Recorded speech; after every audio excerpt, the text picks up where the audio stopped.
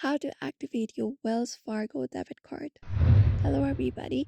In this video, we will be guiding you on that, so let's just get started. First of all, you may head over to wellsfargo.com on your particular website and basically sign in into your account. For that, you can look out for sign in option at the top right corner of the website and tap on it.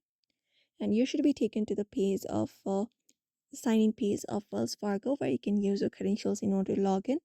In this username section, you can just go ahead and type in your username for Wells Fargo and the password that belongs for the same account.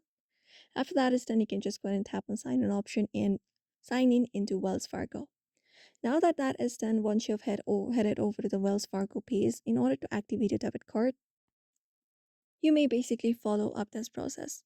So within wellsfargo.com, you will be finding a particular page where you can follow up the steps in order to activate your Wells Fargo debit card, which is scanning the QR code with your mobile phone to activate your debit card.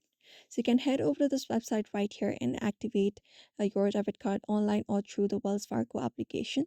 Simply log in into a Wells Fargo account and navigate to the card activation section and then just follow the prompts.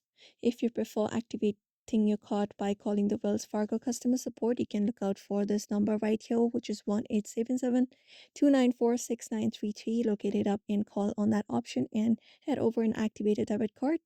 Or if you're on the go, you can even activate a debit card in any of the ATM available near you. You can use a PIN, which was mailed separately from your card. Just insert your card and follow the instructions on the screen, and that way you can activate a debit card very safely and effectively.